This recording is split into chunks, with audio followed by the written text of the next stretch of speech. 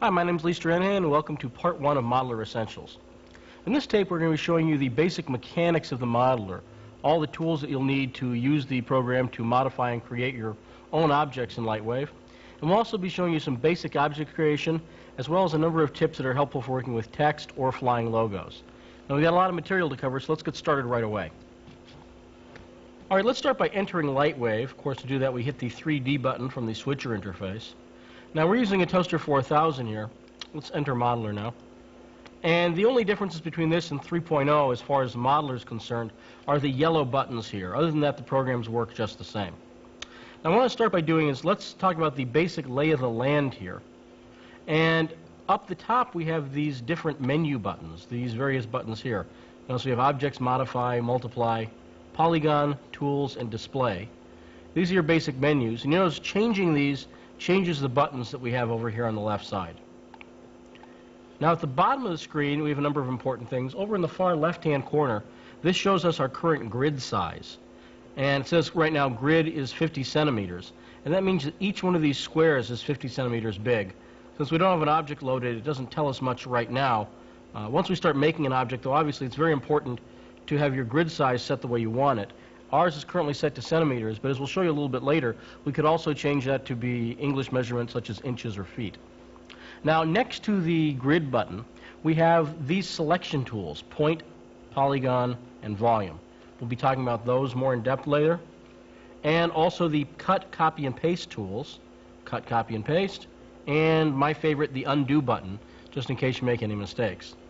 Now, up here, these buttons show us our different layers, which we'll be talking about more in depth later, as well as this button here, which brings us back to the main Lightwave screen. This is the layout button. So you can see Modeler brings you to Modeler, layout brings you back to layout. Now, this is the basic screen setup. This is basically the lay of the land in Modeler. But in order to understand a few of the basic functions, such as moving around the views, we really need to have something loaded. So let's go to the Object menu. We're going to load up an object that comes with your toaster. And let's just talk about, before we load something here, let's talk about just these first two buttons. About just tells us about the program. It tells us who wrote the program, when it was programmed, that sort of thing. It also tells us how much memory we have free, which is sometimes important, particularly if the program starts acting funny. You'll see if you have no memory, that could be the culprit right there. New just clears out everything. It lets you start a new project. And finally, let's pick up load here. Load lets us load any object we want. So I'm going to go to the Vehicles directory and load the Porsche. Now, by the way, you notice I hit the mouse buttons in order to do these. There's also a number of keyboard shortcuts, and we'll be showing you those throughout the tape. One key that's really handy, by the way, is the Porsche's loaded up now. One key that's really handy is the Help key. If any time you hit the Help key in Modeler, it gives you a list that you can scroll down of all your various keyboard shortcuts. Now, the one that we just used, load, keyboard shortcut is L, which would make sense. L, of course, first letter of load. So you'll see we'll be giving you those throughout the entire tape. Now, let's take a look at what we've got here on our screen. You'll notice it shows us three different views of this Porsche. Now, what you're seeing here is you're seeing three different views of one object. They all work together, and these are called the orthogonal views. These confuse people. One of the problems you have in 3D, of course, is that you're trying to represent a three-dimensional object, such as a car in this case, on a two-dimensional screen, your computer screen, only 2 dimensions.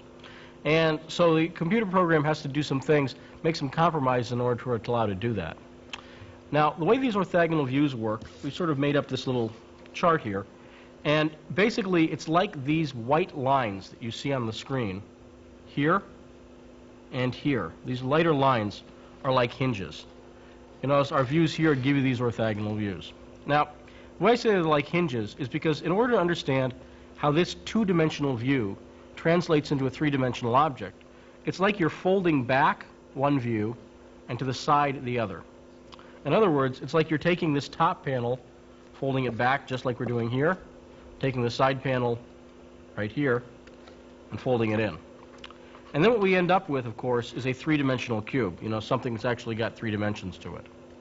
This is the way these work. This is the way the views work. So it gives you a couple of very important things. First off, you can tell which way the car is facing in this bottom view right here. The view that's labeled face. Well, is the car facing towards us or away from us? As far as you can tell from the face view, if you were just looking at face, there's absolutely no way to tell, because it's showing you a direct front-on view. You can't tell whether we're seeing the front or back of the car. Now, on the other hand, if we look at the left or the top views, and again, you picture them folding down or back, then you can see that since this is the front of the car, if we fold it down, and this is where we are, of course, where you are, in fact, in the camera view, since the front is up here, if we fold it down, now the front is towards the back. In other words, the front is away from you. And this gives you a way of deciding, for instance, whether we're looking at, whether in this view, the face view, the rear or the front of the car is closest to us. And obviously it's the rear that's closest to us. Now, you notice that the view is labeled face, but the rear of the car is closest to us.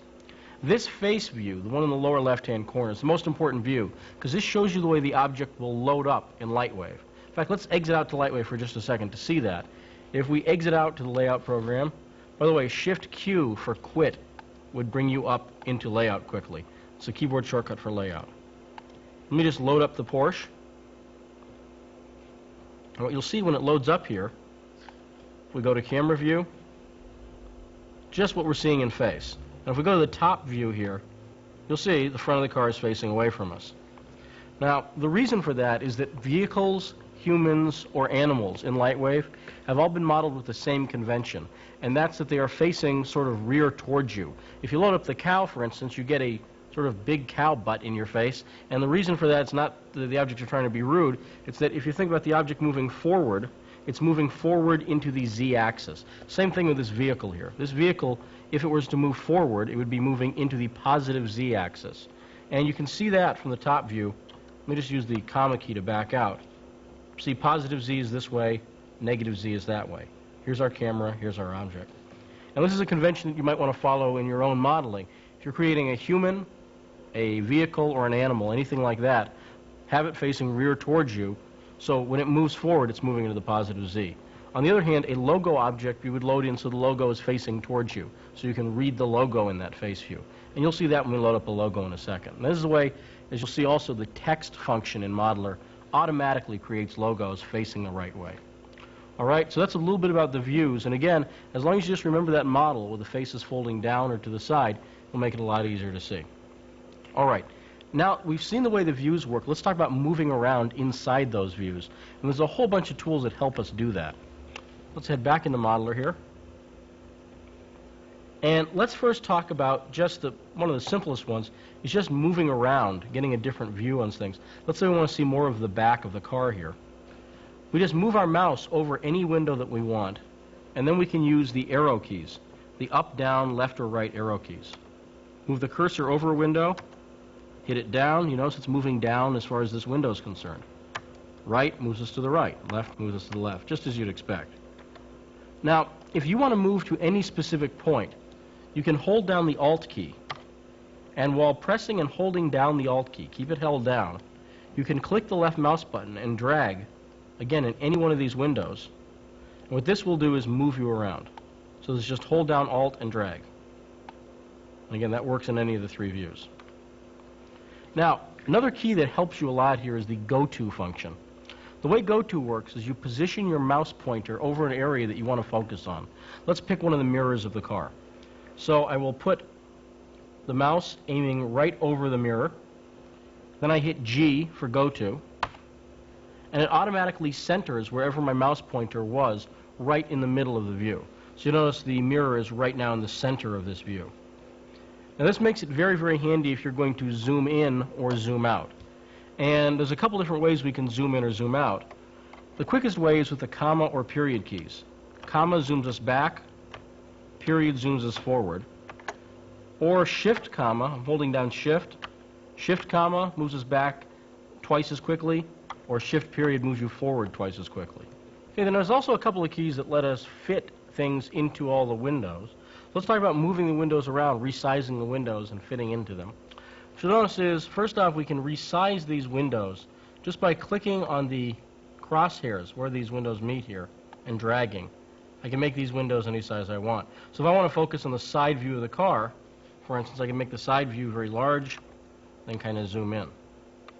Now, let me just remake this window. By the way, another way to size this window is if you have nothing happening in this upper quadrant here, you can click anywhere in this quadrant and that will resize as well. So it's another quick way, rather than trying to grab the crosshairs. As long as you have nothing going on up here, you can click and drag right up there. Now, once we've sized our windows, though, you'll notice the car is no longer fitting properly. I could zoom myself back out, but a quicker way is to use the A key. If I just hit the A, it stands for Fit All or Auto Fit. And it automatically fits the vehicle, in this case, into all three of our windows. Now, let's zoom out here again. Let's focus on the top view now. Let's try hitting A. And you'll notice it actually makes the car smaller. Now, the reason it did that is because it's trying to fit the vehicle, when you hit A, into all three windows.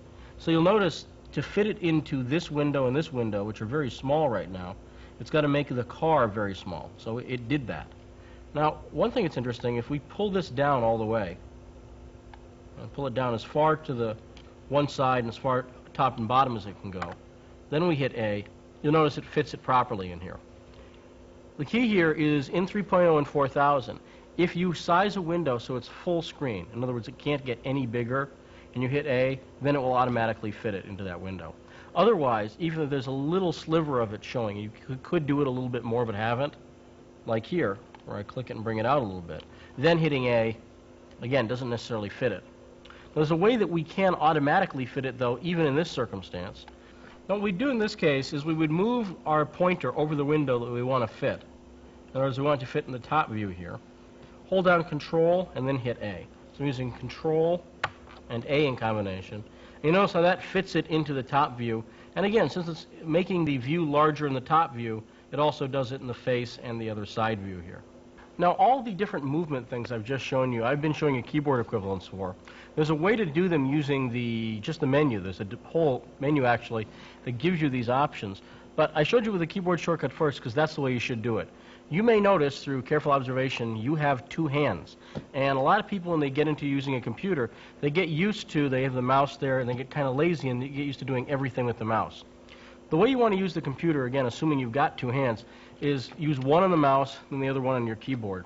And that lets you move much more quickly, and particularly for things like zooming in and out, scrolling around the different views, keyboard shortcuts are the way to go. It'll be uncomfortable at first. Go through that small period and you'll find you work about twice as fast. Let me show you how you could do some of this stuff by using the display menu. The display menu is just up here. Click on display. And you notice we have things like magnify. This lets us zoom in or out. We've got pan. This lets you move around. We've got in or out. I don't really need to explain that one to you. We have fit all, which is keyboard shortcut A.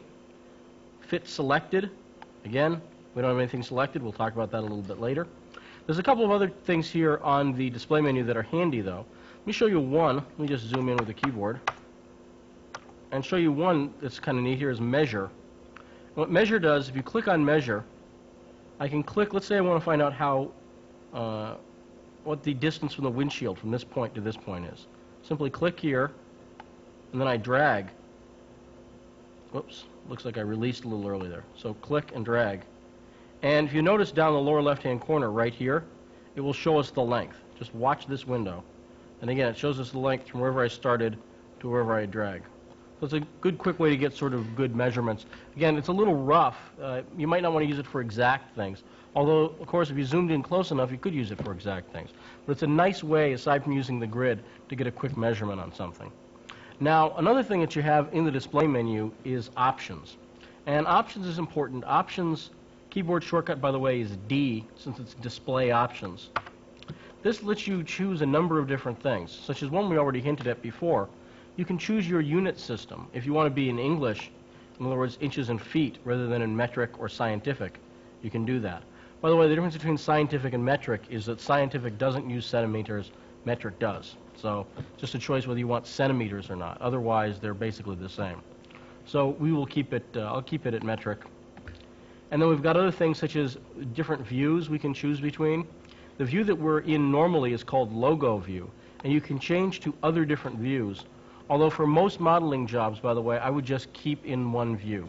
Until you get really, really, really comfortable with the program, there's absolutely no reason to change views. You can do almost anything you want to just in the regular views as they come to you. So again, there's reasons occasionally at a much, much more advanced level to start changing the views around, but it's nothing you need to do too much, especially at a basic level.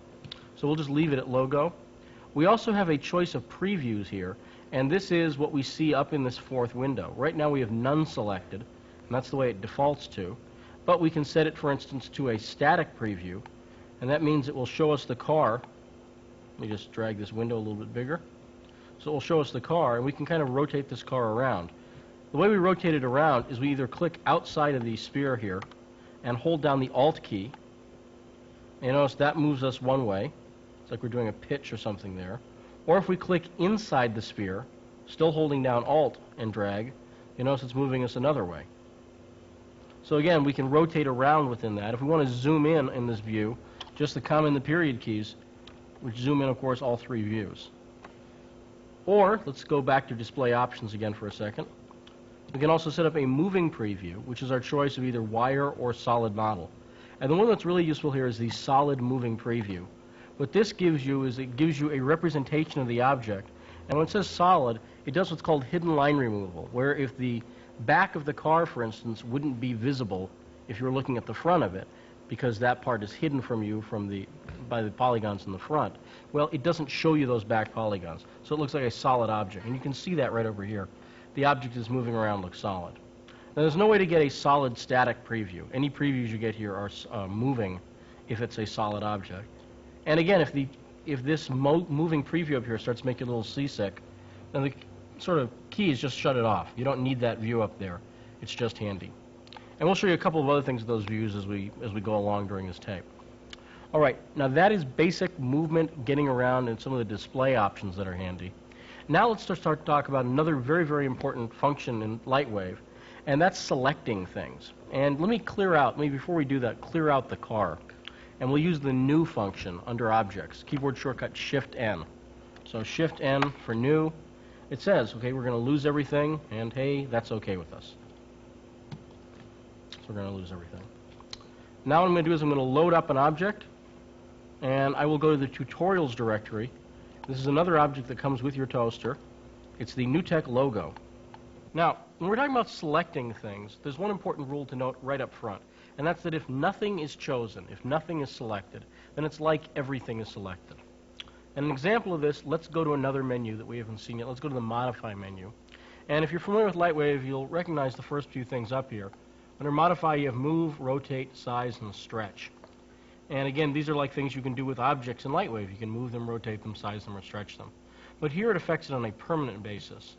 So let's pick Move, and with nothing selected, everything is selected. We've not selected any individual part of the object, so when we do a move, the whole thing moves. Same thing if we do a rotate. Pick Rotate, the whole thing rotates. So the rule here is anytime you perform a function in Modeler, it performs it on whatever you have selected. Nothing chosen, it does it to the entire object. Now what we're going to do is show you how to select different parts of an object, and of course there are three selection tools that you see on the screen here. They're select by points, polygon, or volume. By the way, I'm going to reset the rotation here back to where it was by doing an undo. And undo undoes the last thing that you did, which in this case was the rotate. So undo gets rid of the rotate. You notice it's still moved up a little bit here, but we'll leave it like there for now. And let's talk about these functions here. We can select by point, polygon, or volume. Now the selection process for point and polygon is exactly the same. Once you get the basic mechanics of selecting points, it works just the same for polygons. So make sure you understand what we're doing here with points. Now the rule is, when you're trying to select points, with no points chosen, your mouse is in select mode. So right now I have nothing chosen. See, it says 0. So when I click on something, it becomes highlighted. And I'm still holding down the left mouse button. If I continue to hold it down, I can select multiple points. Now, it's picked a number of points here, but you'll notice it's also picked points along the back face as well. And that's because when we clicked on this front point, any of these, let's say here, it doesn't know whether we want the one in front or the one in back. Since this object has different points, one in front and one in back, it simply chooses them both, and it's up to us to deselect what we don't want. So, again, before we were in select mode. Once you have things chosen, though, you're in deselect mode. And that means if you try to click your mouse down on a point here, has no effect. I'm not selecting things now. It's because I'm in deselect. So now I just click, and again, if I hold down and drag, I can deselect multiple points. Now, if you want to select more points, if you want to select more, the keyboard shortcut for more in Modeler, in a couple different places, is holding down the Shift key. You hold down Shift, then click on what you want to choose, and it becomes highlighted. All the time I'm holding down the Shift key here. Now, let's go over that again, and let's show you also the way to deselect every point. You notice we have a whole bunch of points selected here. Two ways to deselect everything. One, I could click in a blank area, an area where there's no buttons, right here for instance. I click, everything becomes deselected. Or there's another way I could deselect things, and that's by hitting the backslash key. It's the key underneath the question mark here. And again, hitting that deselects everything. Now, let's select points again. Just quickly go over it. Nothing selected. I can click on it because I'm in select mode. Once I've selected anything, though, I am now in deselect. And if I want to click on more, that won't work. To select more, I have to hold down the Shift key, and that lets me pick more. Now, there's another way of selecting, which is with everything I've been doing so far is with the left mouse button. But I can also use the right mouse button, and that gives me a lasso selection tool. The way this works is I simply hold down the right mouse, and just like before, where after you've selected things, you're in deselect mode, right now with the lasso, I'm deselecting. If I want to select with the lasso, I simply hold down the Shift key, hold down the right mouse button, and now anything within this lasso becomes either selected or deselected, depending upon how you've got the Shift key held down. So those are your options for selecting things, and you'll see that the lasso, for reasons that we'll show you in a few minutes, can be very, very, very useful. Make sure you go over and understand these functions. One that's really important, of course, is that Shift allows you to select more, and also using that backslash key to quickly deselect points can be very handy. Now, let's go into polygons, which you'll see work just the same as points. So I'm going to go over it quickly here. We select polygon. By the way, another good keyboard shortcut here is the space bar, which moves you through point, polygon, exclude, or include. Just using the space bar moves you through those. So let's go to polygon. And again, nothing selected, everything selected. To start choosing, left mouse button. If we want to deselect, we just, again, click after we've already chosen stuff.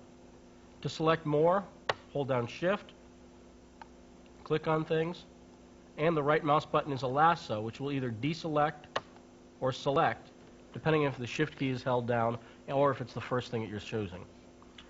Now, this lasso, and particularly when we get into polygon selection, there's a number of things that can come in very, very handy, little tricks you can do with the lasso that can make your life much easier.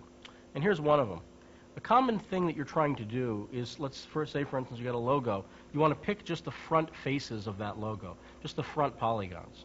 And why might you want to do that? Well, for instance, let's say you wanted to give the logo two different surface names. A matte color, like blue or red on the front, but then metallic sides. Well, here's the problem with that. Let me deselect everything to show you. If we click down here on face, which is the way you'd think, let's pick the faces, just the fronts. It's doing that. It's picking the fronts. You'll notice it's also picking the sides and the backs. So now we have to go up and deselect the sides and the backs. And this is no fun, because we can often accidentally deselect some of the front faces doing it that way. So there's a much better and more efficient way to do it using the lasso. And here's the idea. What we'll do is let's make the left view fairly big. And rather than clicking on the front faces, what I'm going to do is I'm going to hold down the right mouse button and lasso the front faces. So I've got the front faces within the lasso. Now the side face is only partially selected. The thing to remember here is that anything that's only partially selected won't be selected at all. So we have the front faces chosen. We release. There we go. They're chosen. You want to pick the back faces? Hold down Shift, click, lasso around them. So this works. It's a quick way to use the lasso to select things. Now what if we want to pick the side faces? Well, let me deselect everything. Here's one solution. Pick everything, then deselect the front and the back faces. All right, so this, again, it's a quick way to pick just the sides. And you'll see that the lasso gives you a few ways to do things like that. Now you see this is a quicker, easier way. Let me just show you, if you're terminally lazy, if you've lost the will to live, the easiest way to do it. It's an important way to see how lasso works. Let me deselect all the polygons here. Slash key. Now one thing that you'll notice is that if we start a lasso, let's say here, and end up here, what it's going to do is it's going to draw a straight line from where we started to where we finished. And anything within that straight line will be chosen. That's what it's doing. And this is similar to the way it works in a paint program, where you start drawing, then you end up in another place. It often connects those with some kind of line. Well, that's the way this works. So how does this relate to terminal laziness? Well, watch. Rather than going through and drawing through this way, and this especially is handy when you've got something very thin, what we do is we click above it and then release below. And what it's going to end up doing is drawing a straight line from where we started to where we finished, and that selects. Want to pick more? Shift. Boom. That's another good, quick way to select things. Now, that's point and polygon. Let's talk about volume now. This is another one of those keys that throws people, but when you see how it works, it's very, very simple, really. Let's just deselect everything and make our windows large here. And we'll do an A for autofit. And let's just focus in on the N and the E here. What we're going to do is we click on volume, and you'll see the button changes its name. It becomes either exclude, or if you click on it again, include. Now the way volume works is instead of picking individual points or polygons, you're picking an area. We pick that area, we draw that area out by dragging out a box with our left mouse. So we draw the box out, and in this case you notice I've picked the N and part of the E. Now the rule here is very simple. If you're within the box, you're selected, the end. If you're completely inside the box, you are selected, end of story. The problem comes if something is partially selected. Again, inside the box, you're chosen. Outside the box, you're not chosen. Partially selected, what are you? Well, there's a choice, and that's why the button says either exclude or include. With exclude on, things that are partially selected, like the sides of our E here, are excluded from what's selected. So we have exclude on, these would not be chosen. And you'll see that, for instance, let's do one of the operations down here, cut, copy, and paste. Let's do a cut operation. Now remember, with nothing selected, everything's chosen. But once you start picking stuff, cut will now affect whatever we have chosen. And in this case, just the N is chosen. So we do a cut. The N goes away, but you'll see it leaves the E. All right? Now let's undo that to bring it back. Keyboard shortcut for undo, by the way, is U. Now let's pick include. Now with include chosen, anything that is partially selected is included in what's chosen. So in other words, exclude means if you're partially chosen, you're excluded from what's selected. Include means if you're partially chosen, you're included in what's selected. And what's going to happen here now is we do a cut, and it cuts away the N and the E. Or did it? Let's take a look here. The sharp-eyed amongst you, and if you're not sharp-eyed, just take a look right now because I'm pointing it out. See what's left here? See, we have the sides of the E, the side parts of the E. Those weren't cut out at all. Now, why weren't those cut out? Just what I said before. It's exactly the way I explained it. If you are inside that box, you're chosen. If you're outside, you're not. If you're partially selected, you may or may not be. Well, what was the status of the sides of the E? And the answer is they weren't chosen at all. Take a look. Here's our box. They're nowhere near inside it. So they weren't chosen, so they were not cut away. Now, if you see that point, you'll see a more subtle and insidious point that we skipped over, something that a lot of people wouldn't notice, and this is a point you need to see conceptually. Let me just undo what we did and go back to exclude. I'm going to cut this away, and now ask yourself, what was cut away? Well, the N was cut away, but take a look. What else was cut? Well, this side of the E. These polygons on the sides of the E, they were cut as well. And this is very, very dangerous because if you do not understand how this works, you will end up taking large gouging chunks out of your logos, which does not tend to impress the client or make you any happier at 3 in the morning when your hair is being pulled out. So you have to watch out for this because this can really mess up your objects if you don't understand the way it works. If you're inside the box, you're chosen. If you're not chosen. Partially selected may or may not be. But you need to watch out because something like the sides of the E here are completely within the box. And let me just give you a little homework assignment here. I'll just move myself over. And this is just a danger thing here. Let's say I decide I want to pull the T out of this letter. So I draw a box around it. If I got exclude chosen, what's it going to cut away? Well, the answer is it's going to cut away the T and this top of the W, this side, this side, this side, this side, this side, this side, this side, all the sides of the E here. You can't see it from here, although you can see it a little bit from the top. See how the lines vanish there? But this is very, very dangerous, so be careful about how you use include and exclude. All right, let me undo what we just did and show that we also have a right mouse button lasso here. Hold down right mouse button in exclude or include. And now, of course, just what's inside the lasso area here will be included or excluded. So we'll do a cut. See, that picks just the T. These are this kind of mushroom cloud looking thing too. But that can go away just as we make anything else go away. You click in the blank area or hit the backslash key. All right? So this is include and exclude, again, very important selection tools. Now, there's another couple of selection tools that are just as important, I think, in some ways. One of them which is new to 3.0 and 4000, so let's take a look at those. But the basic selections, point, polygon, and volume, are the ones you use most often. Let's take a look at the other ones, though. First one is select connected.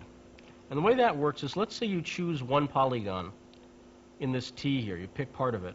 You want to pick all of them. If you hit the close bracket key here on your keyboard, close bracket key will pick every polygon that's connected to whatever ones you have selected. And so this is very, very handy, for instance, if you're trying to pick all of the polygons of one object, but you can only get access neatly to one of them. You just pick that one, hit the close bracket key. It's the key 2 keys over from the P key, and that will choose everything that's connected to the polygon that you have chosen there. It's very, very handy. Now, the other one that's helpful is the statistics function. Keyboard shortcut inexplicably is W for statistics. No answer for you there. It's so weird that you remember it, though. So maybe think of it as weird. This is a really weird keyboard shortcut. W. So what statistics does, by the way, the way to bring it up without the keyboard shortcut, which is not what you want to do, is you go to the display menu and you see it says selection stats. By the way, here's select connected as well. You see you have that as well. So let's take a look at that. The way the statistics works is it changes whether you have point, polygon, or volume chosen. If we have a point chosen right down here, and we don't even have to have any points themselves chosen, we hit W, it brings up point statistics, shows us how many points there are in the object, and how many points are zero polygon points, 1 polygon, so on and so forth. Now, point statistics isn't that useful. There are some uses for it, but not that come up a lot. The other one that's not that useful is when you have volume chosen, W brings up volume statistics. It shows us how many points or polygons are inside the selected volume or outside. And the important thing to note is both of these buttons, both of these requesters so far have had these plus and minus buttons. Let's take a look at the real payoff requester here, polygon W. You see this has it too. Now what plus and minus stand for there is select or deselect. Remember, these are selection tools. They not only give you statistics about the object, but they also let you choose parts of an object.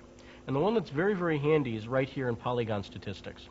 And let's skip all this and move right down to this line here, where it says plus or minus, in other words, select or deselect. 0, that's how many polygons, have the surface name, in other words, with surface, default. So in this case, I could select all 0 polygons with a surface name default. That wouldn't be very useful. So what I'll do is click on this bar, and it shows me all of the surface names I currently have loaded up, which are blue bar, green bar, NTN fonts, and red bar. And let me just pick blue bar and hit plus. And what you'll see is it selects all of the surfaces that have the name blue bar. And this is a very, very handy way to sort of pull objects apart.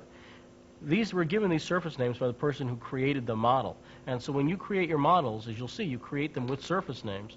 This is a good way, for instance, try taking the Porsche apart. If you load it up, you'll be able to see that there are about a dozen or so surface names in there, and you can pull off just the windshields or anything you want. So you can quickly select just what you want there. Okay? Another useful selection tool. There's one other selection tool that's handy, and again, it's in the display menu. It's select by info. And keyboard shortcut is I for info. And what info does, when we hit that, let me just hit I, it brings up info around polygons or points. In this case, it shows you, now again, it shows it on an individual basis. So polygon info, it's a face. It's got 4 points in it. Its surface is called blue bar, and it's flat. If we hit next, it shows us we got another polygon that's virtually the same. In fact, All our polygons here are pretty much the same. But you'll notice deselect, what that does is it will deselect one of the faces. Now in this case, let's see if we can try to figure out which one. Looks like probably one. It looks like the bottom one here. Now there's not a real way of being able to tell which one is which. So this has a fairly limited use. Where this is handy for is if you have two polygons that are exactly sharing the same face and you want to deselect them. The problem is since they're in exactly the same location, you can't pick them separately. So what you need to do is pick both of them, then deselect one. That's one of the big uses for it. And again, it's a utility feature that we just mentioned now for purposes of completeness. The ones you use all the time, though, are point, polygon, volume. Statistics comes up quite a bit, and that select connected can come in quite handy as well. All right, now let's talk about another crucial feature to understanding Lightwave Modeler, and that's these buttons up here, the different layers. You notice there are 8 different buttons up here, and they correspond to 8 different layers in Lightwave Modeler. Now the way to think of a layer is like a workspace, and you can load different objects or create different objects in the layers, and later combine them in a number of different ways. Now each layer can be in one of 3 possible states. So let's talk about selecting layers, the keyboard shortcuts for that, and the 3 possible states a layer can be in. Now first off, to just select a layer as the main or active layer. It's also sometimes called the foreground layer. And I don't like the terms foreground and background for reasons I'll explain in a little bit. But I use the term active and inactive. But active means foreground, inactive means background. To select a layer as an active layer, the way you do it is you click on the top button. So right now, layer 1 is active. If I click on the top button of layer 2, it becomes chosen. The keyboard shortcut for selecting an layer as active is you hit the number keys, 1, 2, 3, 4, 5, 6, 7, or 8, and they bring up the layer that corresponds to that number. To bring up layer 5, hit the number 5. Couldn't be much simpler, really. Now, a layer is, again, as we said before, one of 3 possible states. It's either on and active, or it's off. So right now, based on those 2 states, layer 5 is on and active. All the other layers are off. You'll see a dot up here for layer 1, and that just means that there is something in layer 1. If we click on layer 1 or hit its key, that something is the NewTek logo. Whenever a layer's got something in it, points, polygons, anything, it shows up as a little dot on the top button of that layer, which is quite handy. Now, 3 states, on and active, off, or on and in the background. So let me just load up 3 objects. And what I'm going to do is, because in order to see the background layer, it helps to be able to have multiple objects. So let me just use the options we've seen so far.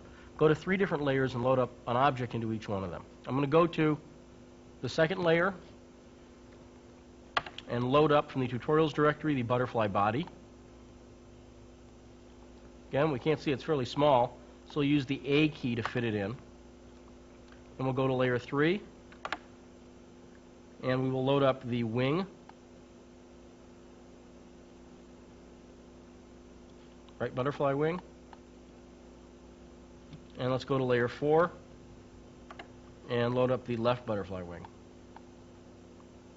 So now what we have is we have the different parts of the butterfly in 3 different layers. But don't forget, we've also got the NewTek logo back in layer 1. Let's just recap what we've got here. In layer 1, there's the NewTek logo. You're seeing it the way it is now because we're zoomed in. If you're zoomed in really close, for instance, our grid is 1 centimeter.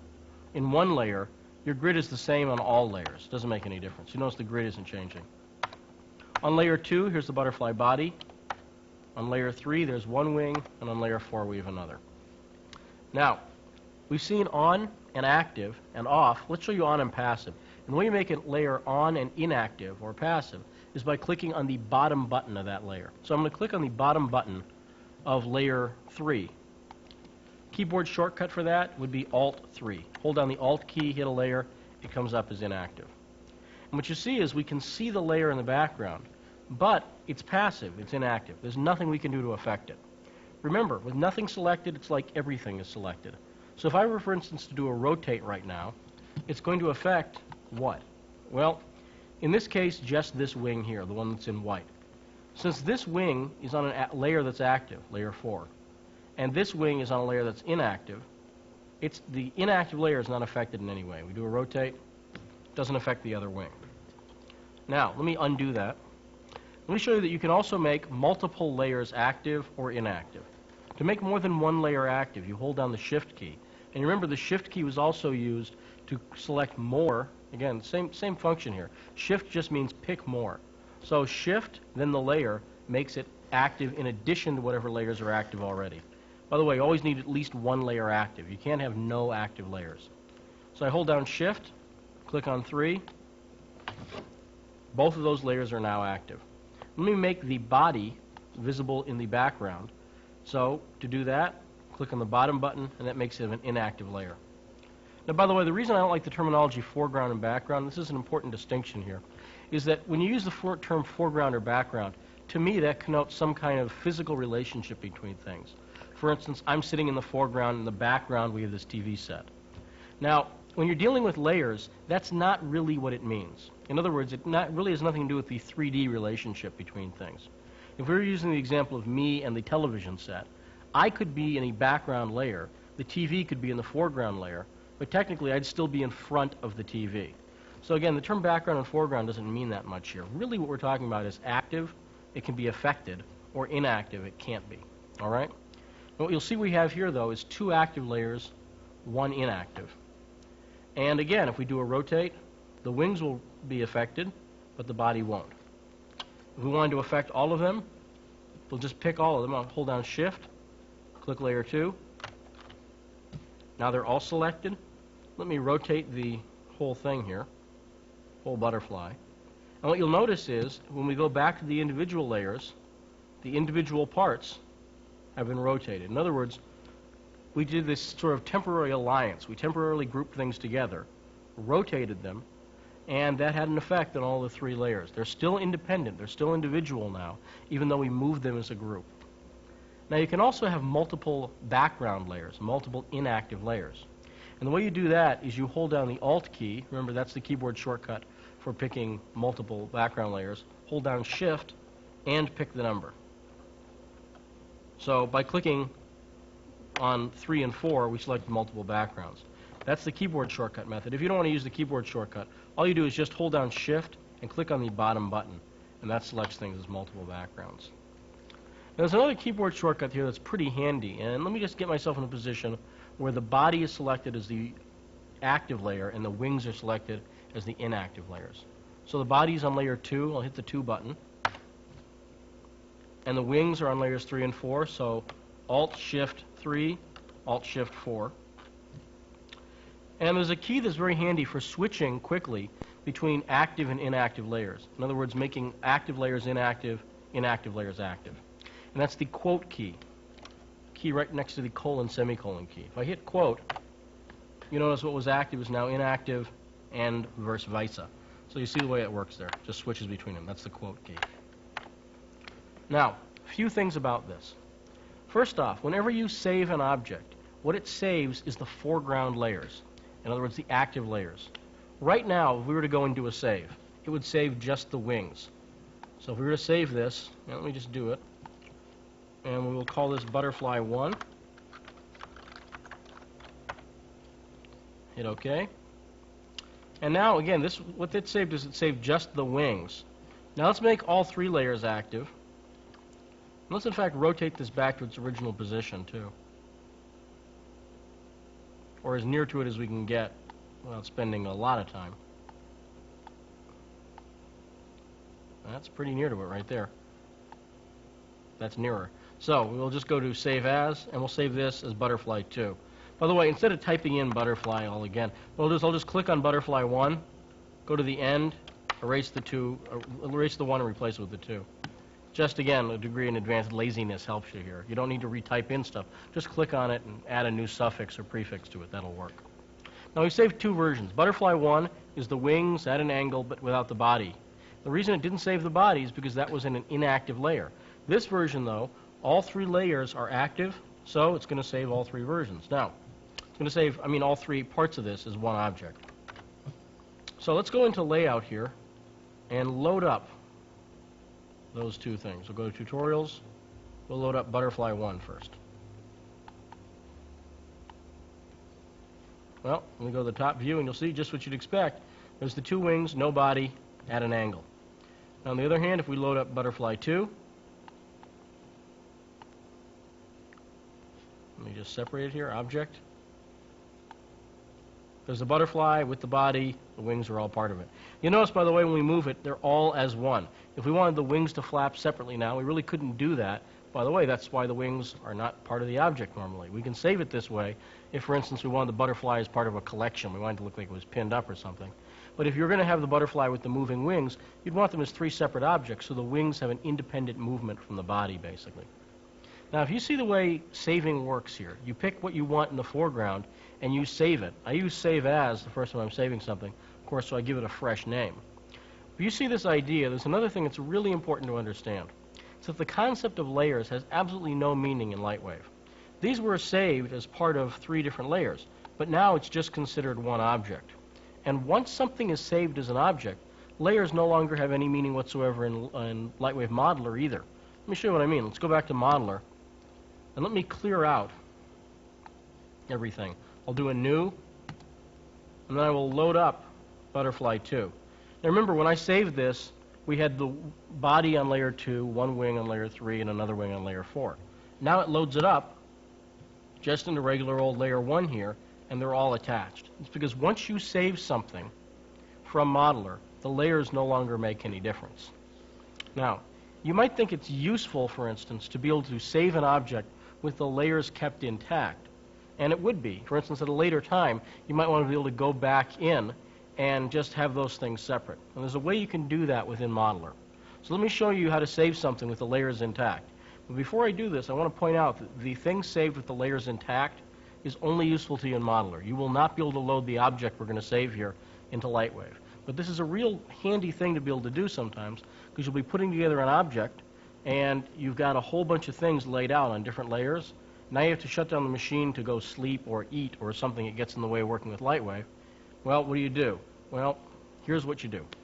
So let me clear out everything again. I'm going to load up the 3 parts of the butterfly. Body, go to layer 2. Left wing, go to layer 3. Right wing. And again, here's what we got. Layer 1, 2, and 3.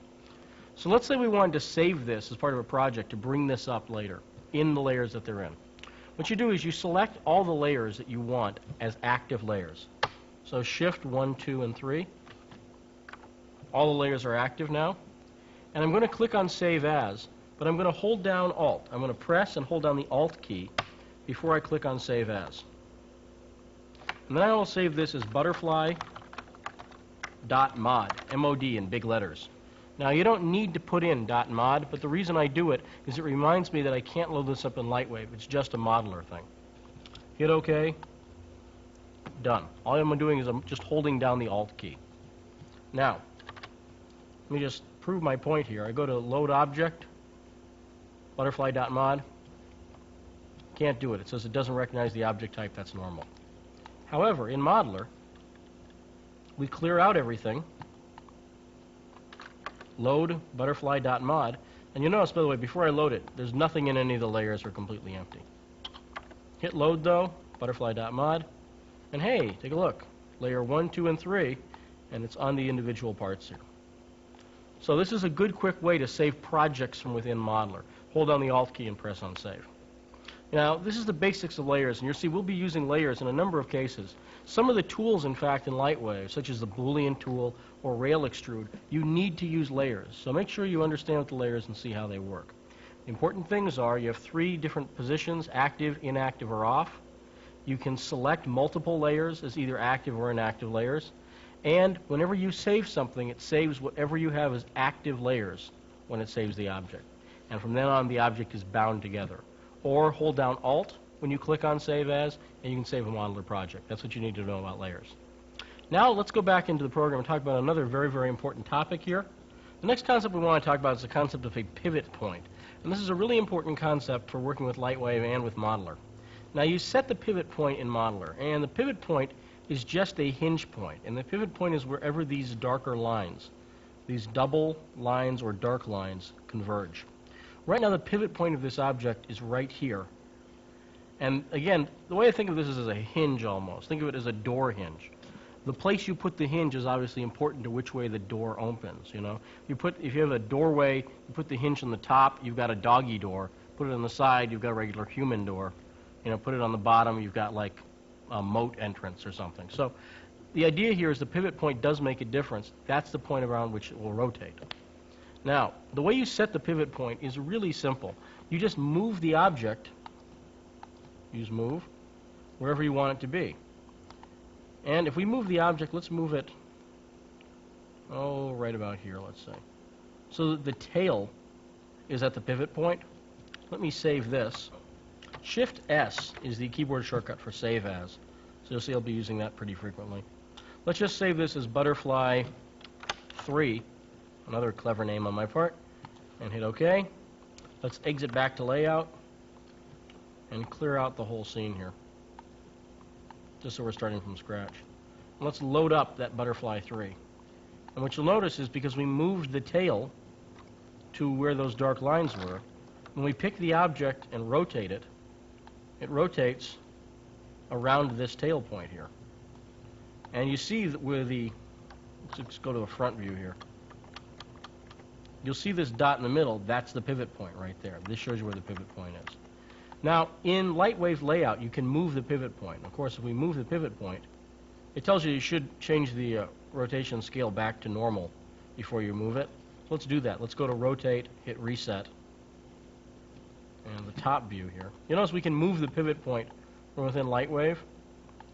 Now, even though you can do that, generally, if you know where you want the pivot point of an object to be, set it there in Modeler. In other words, when you set it in Modeler, it's a permanent change to the object. And if you don't set it there, you're going to have to reset your pivot point every time you load the object, which is about as much fun as it sounds. So do the right thing here. Set the pivot point properly in Modeler. Then when you bring it into Lightwave, you don't have to go through this. But I'm just showing you, you can move the pivot point around from within Lightwave layout, move it down here to the corner. Now the object rotates around that point. So again, it's really the point of rotation there. Now, most often in an object, you'll want the pivot point to be right at the center of the object. This is especially true with text, logos, anything like that. And there's a quick way to center up text, and it uses a macro. This is the first time we'll be talking about another important concept, which are the macros in Lightwave Modeler. Tremendously useful. What macros are is they're basically little computer programs or functions that do things that require work much quicker than if you had actually do the work yourself. And again, a lot of the key here in both Lightwave and Modeler is what I call sort of intelligent laziness. What you want to do is you want to do as little work as possible to get a good-looking result, because then you get the check faster, you get paid quicker. And if you can do something faster, by all means do it that way. Modeler macros help you do things quicker. Now, the way you access the macros is from the Objects menu. Go to the Objects menu, hold down Macro. Again, it's got one of these up and down little arrow combinations. So it means we hold it down, and this shows us a list of the macros that come with the program. Now, you will have a list somewhat like this on your system. All these buttons below where it says these things that are in the little arrows here, all the things below here are macros. And the first one to talk about is center. What center will do is it will take whatever you have chosen, in this case nothing, so the whole butterfly, and it automatically centers it on all three axes, X, Y, and Z. What that means is we have the object up here and over to one side. All we have to do is, let me back out. Again, you see here's where the darker lines are. All we have to do is go to Macro, hit Center, there we go. Now, if we hold on the Macros key, though, you'll see that we have up here Configure List, Configure Keys, and Direct Command. And the one I want to focus your attention for right now is Configure Keys. What Configure Keys does is it lets you assign macros to the function keys, the F1 through F10 keys, and it lets you basically make your own keyboard shortcuts. Now, you can assign any macro as a keyboard shortcut, and there's a few that are already assigned for you. If you've installed the Toaster software, the F1 key is the center macro, and the F2 key is the center 1D macro. And we'll show you how you can assign other things as macros here. Let me just show you the idea. We don't have anything for F10. We click on the button next to it, and we will pick one of the more useless macros, but it's kind of interesting, called Dinner. And what Dinner does is it gives you a list of restaurants in Topeka, Kansas that you can pick where you're going to go to dinner if you're ever in Topeka. And this is something that the programmers did because it's very hard to get a meal in Topeka. Well, by assigning it to the F10 key, see F10 is now dinner. Whenever I hit F10, it brings up this list and suggests paisanos, which now has free advertising on these tapes that they don't even know about. So this is the idea. We can assign a macro to a key and then just by hitting the key access it. Now dinner might not be one that you want to assign to your keys. On the other hand, center is already assigned at F1, and it's a good place for it because you use it all the time. Let me also show you what center 1D does, because that's handy. If I pick an object and I move it somewhere, let's say I just want it centered left to right, or on the x-axis, I hit either center 1D or F2, which is the keyboard shortcut, and I can pick one axis, X, Y, or Z, and so now it's exactly centered left to right. So that's, again, another very, very handy thing to use. So there's a couple macros, and these let us set our pivot points the way we want them. Now, of course, you can also set the pivot point wherever you want it. And as you'll see a little bit later in the tape, there are reasons sometimes you want the pivot point even off the object entirely. So this is an intro to macros and talking a little bit about pivot points.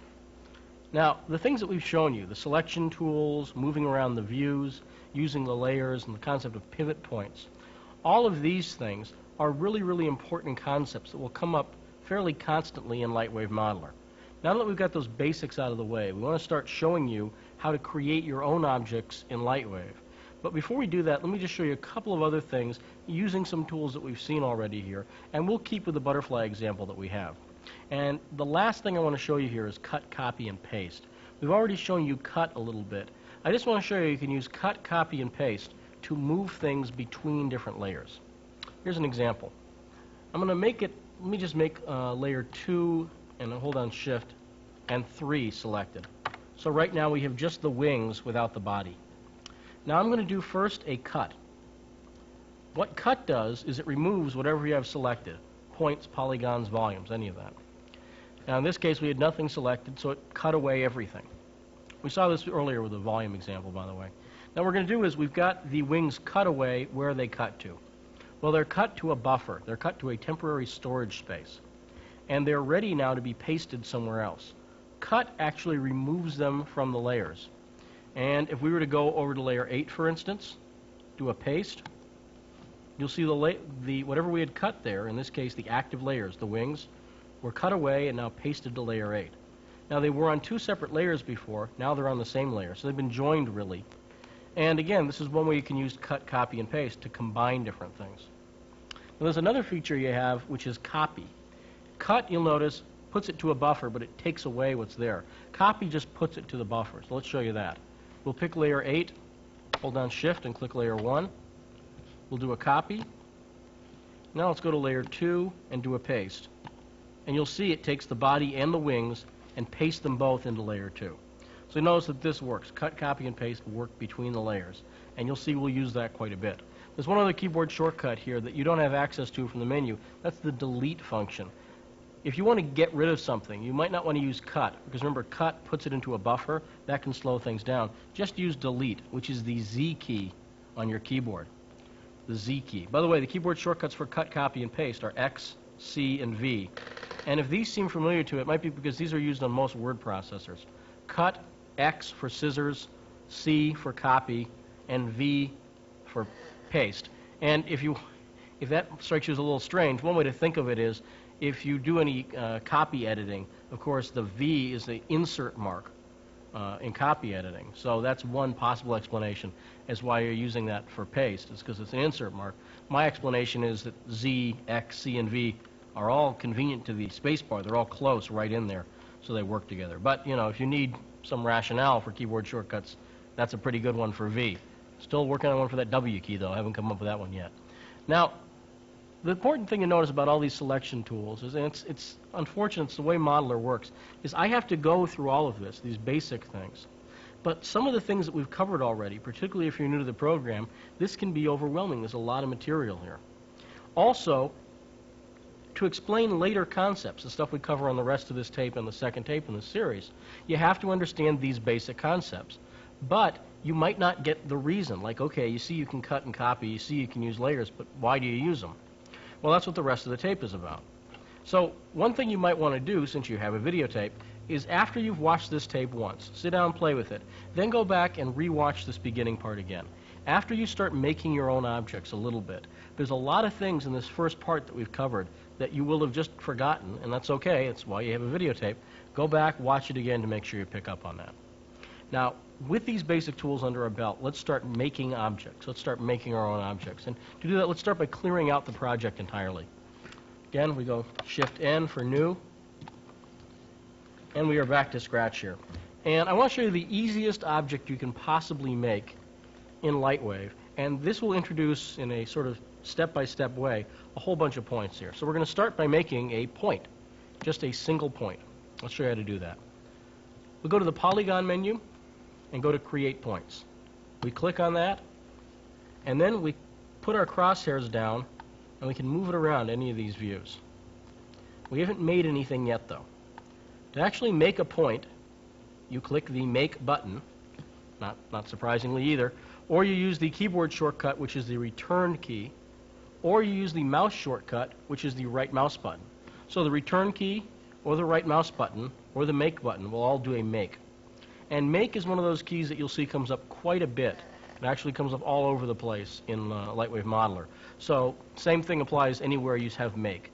Return key, right mouse button, or hit the Make button. So I'll hit the Return key here. And when I click in the blank area here to get rid of the crosshairs will stay up. Here is our point. This is the simplest object you can make in Lightwave. It's a single point. Now we can actually save this as an object. It's not visible, and what we've made here is a null object. The thing is, a point itself is not visible. You cannot possibly see it. In order for it to be visible, you have to turn it into a polygon. So we've seen creating points. Let's now make a more complex object. Let's make a single point that's a polygon. And the way you convert points into polygons is by hitting the P key. All right, the P key converts any points you have selected into a polygon. So we hit P, and now we have a single point polygon. And let's save this, and let's give it the name particle, because that's what this is. Single point polygon is called a particle. Now let's exit out to layout so you can see how this will look. We'll clear out the scene that we have here. Load up the particle object. And important question to ask yourself at this point is, how big is this object? And the answer is, it is no big. In other words, it has no size whatsoever. It's just a point. It has no dimension. So how will it render? Answer, as a little tiny dot. And let me show you that. So we go to camera view. Let's pick object, and particle is the only thing we've got loaded. We'll move it out into the distance a little bit. We'll move it up. See that little X there? That's our particle. Return twice to keyframe it into place. And then let's go to camera, low res, just so it renders quickly. And I'll hit F9 to render it. And let's watch our program monitor as this renders out. Do not adjust your set. See that little dot up there in the sort of upper middle position? That's the particle. Now, watch what happens if I take the particle and move it way off in the distance. I'm going to move it way off into the distance. If you look at our position, it's now about 50 meters off in the distance. Before it was only a couple. I'll move it off even further. It's now about 100 meters off. Move it up a little bit. Keyframe it. Let's re-render that. And again, watching the program monitor, no difference. It's exactly the same. Important point about single point polygons or particles. They always render exactly the same way. You could move this particle right up to the front of the camera and it's going to look exactly the same. That's because literally it has no size. Now, I told you one question to ask yourself is, how big is this object? But the question you might be asking yourself now is, why do I care about this? And here's why. First off, we've seen a couple of principles here. How to make points, how to turn them into polygons. We'll be using that a lot. But these particle objects actually have a number of uses in Lightwave. One of them is for the stars object. If you go to the space directory, the random stars or actual stars objects are all these single point polygons. No matter how close you get to them, and they will always render the same way. Also, if you look at effects on the toaster, such as the snow effect or the star warp effect, either of those are particles. The snow effect, for instance, is putting particles, and they're just being animated. So there are actually some uses for this, but the main thing I want to show you is that since it has no dimension, we've just made this one point a polygon, you can't see it. And it raises another point, too, that I think is very, very important. A polygon in Lightwave, what's the definition of a polygon? Well, my definition is a polygon is a visible surface. This surface has no size whatsoever, and so it's not like you need a bunch of points connected. This is one point that's a polygon, but it's a visible surface. It's something that we can see. And if we look at our objects menu here, you'll notice under objects it tells us that we have 1 point and 1 polygon loaded, and that is our particle object. So this shows us what a polygon is. It's a visible object. Now let me head back into Modeler here, and let me draw 2 points now. So we'll do point, point. I'm just using the right mouse button to make them instantly. And now I'll hit P. Remember, that will join the points. And now we've made a much more complex object. This is a line. So we'll save this as line. Let me render this up, load it, and show it to you. Now you notice the line has height, but what does it have for thickness? It has no thickness. It literally is infinitely thin. Therefore, if we were to render this now, you'll see it shows up with some height, but it shows up as a very, very thin line.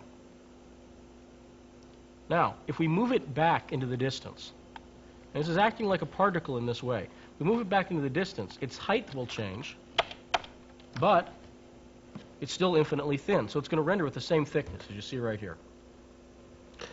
The point is, with this line, no matter how far away we get from it or how close we get to it, it will always be the same thickness. And again, what do you use this for?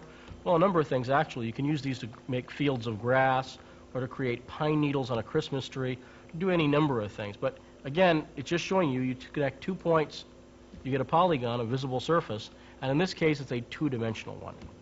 Now, this isn't very thrilling, so let's go in and create a real, sort of more regular object. And we'll just clear out our scene here, and head back into Modeler. And let's just erase what we have here, using Z to erase it. And now let's make 3 points. 1, 2, 3.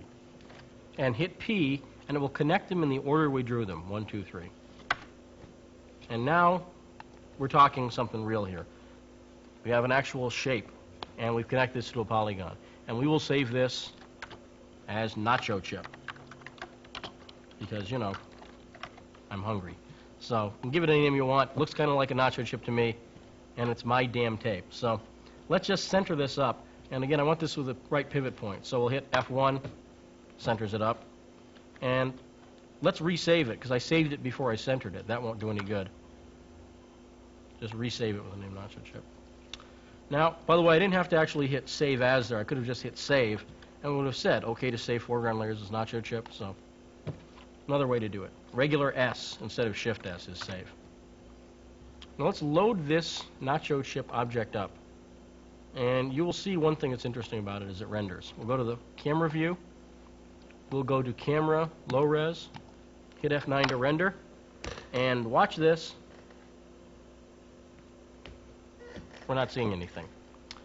Now, there's a reason we're not seeing anything, and let me show you how we can actually see this object. What I'm going to do is I'm going to flip the object over. So I go back to layout, pick object, rotate, flip the thing over, keyframe it in place, and now watch. Here we go. Here's our object.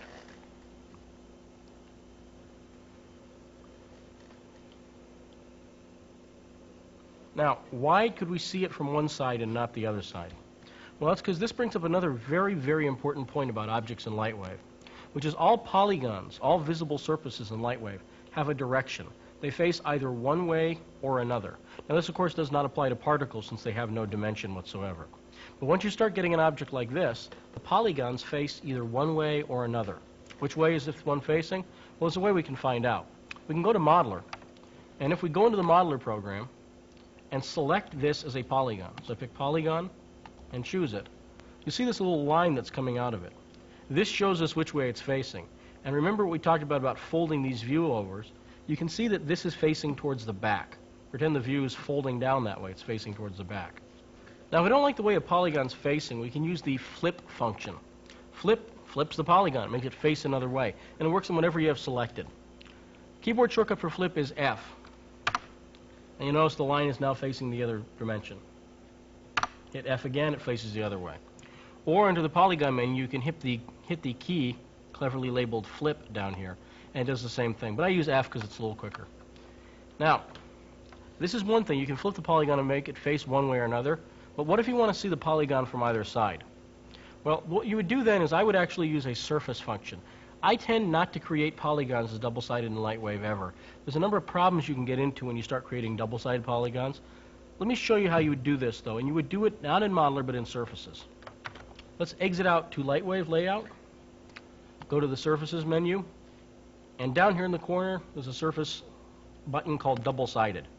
If we pick that, now here's the nacho chip from one side. See, it's rendering.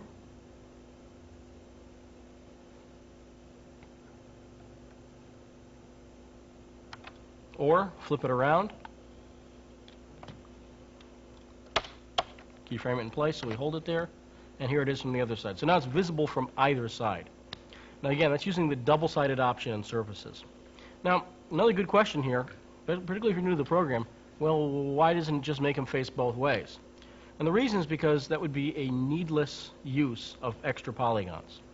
Basically, think about most objects you create. Let's say a logo. Generally, you will never get inside that logo. Now, I know as soon as I say that, your mind starts thinking, well, what if I want to get inside the logo? Don't worry about that for right now. The point is, you usually don't. Usually you stay outside an object. If it's a football logo, you see the football fly by, you see the words fly by. You never get like inside the football or anything. Because of that, you only need to see the outside-facing polygons of that object. And if the computer was rendering the inside ones, the render time would slow down needlessly. You're not buying anything for your increased render time there. So that's why polygons face a certain way. The key thing to know is you want them to face the way you want them to face. Now, most objects you create, the polygons will face outwards automatically. But you occasionally will have an object that's rendering inside out. I would generally tend to use flip to fix that problem. I would not just turn on double-sided anytime you have a problem, because again, now you're suddenly doubling the number of polygons it's rendering, and you're not really buying much there. Okay, that's the concept of polygon facing, and you've seen that you can connect points to form a polygon. We did it with 3 points, but as I'll show you here, you can do it with any number of points you want, really. Just head back into Modeler, and I will make a bunch of points. Hit P. There they are joined. Now, also, if we were to go and make these points in some kind of order like this, notice I'm doing it in a very definite order here. Then I hit P. For instance, there's an L, or an angle type thing, but I meant it to be an L. Now, if I connect these points in a different way, for instance, if I draw them like this, point, point, point, point, point, point. You notice we've got the same basic shape here, but points are connected in the order that you select them in or create them in. So if we hit P now, we get a horrible, deathly mess. So don't do that. Basically, draw points in the order you want them selected in. Now, you can also do this by selecting points. For instance, let me just delete everything here, and I'll make a couple points. And then what you'll notice is, if I don't like the order I selected them in here, I can always deselect all the points. So I click on point, hit the backslash key, or click in a blank space, so none are selected. Then go back and pick them in an order I like. I'll go point, point, point, P. So those were connected into one polygon. Now I'll go point, point, point, point, just selecting these in order, and hit P. Here's a second polygon. So you can create multiple polygons by doing it this way, or you can just select them in any order to create polygons. Now, if this was the only way you had to create objects, by drawing points out individually, you would kill yourself. There was no way you would ever model this way. And so what Lightwave gives you is a number of tools to make your life easier. And these are called primitives. Before I get into the primitives, though, I want to show you a couple of other ways that you can connect these points. I just don't want you to think this is the only way to do it, though. There's another couple of tools, and we won't get into all of the ramifications of these tools in this tape, but for the purposes of completeness in this tape, I want to show you that there's ways to do that now. So let me just draw out 3 points. And instead of hitting P, I'm going to hit Control P. And what this will do is it will connect these things into a curve. Point, point, point. And it's an actual curve shape, and you notice it didn't close it. This is an open curve or a spline. Now, I can also connect these into a closed curve.